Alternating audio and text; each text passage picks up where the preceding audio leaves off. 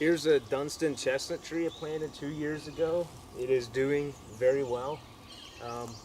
It's got lots of branches, fully branched out, and the tree seems to be really healthy, and it's really taken off. I'm very pleased so far with this particular tree. It's pretty much, as a matter of fact, all the Dunstan chestnuts that I've planted are doing well, excluding one I planted a year ago. I think a little bit of spray drifted onto it when it was pretty young and killed it. But this tree is doing well, and I will get the camera and give you a closer look. But I've been pleased with the Dunstan chestnuts that I planted. I don't know that they're worth the money. It's up to the individual consumers to decide. But I plant a variety of trees. I buy cheap chestnuts from different nurseries, and I planted some Dunstan chestnuts. And maybe next spring I'll plant the American chestnut as well, and see how long they survive until they succumb to the blight. Here's a closer up view of this Dunstan chestnut tree that I have planted.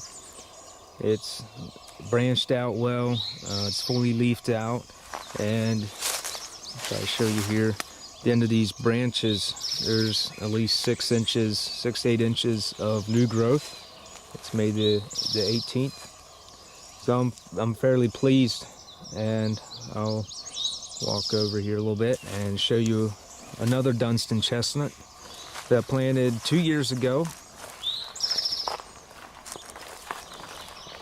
I have these trees planted at the edge of a food plot. It's just another tactic that you can do to make your hunting more successful. This tree is also doing well. It's taller than the other one. It's leafed out. This branch here is probably at least 10 inches of new growth, but it's looking good. I'm very pleased with it. Looks like I could take care of some of the competing vegetation growing inside the cage. I use mats to keep the weeds down away from the tree, but they have a tendency to grow anyway. But the tree's looking well. I'm very pleased with it. This is a 1-year-old Dunstan chestnut tree. It was a really tiny seedling last year when I planted it, but it's all leafed out, and I expect it to add probably 2 feet to its height this year. And here again, maybe spray some of the surrounding weeds around the tree, being careful not to let the spray drift onto the tree itself. Here's another little chestnut tree. It's a Dunstan as well, and something happened here.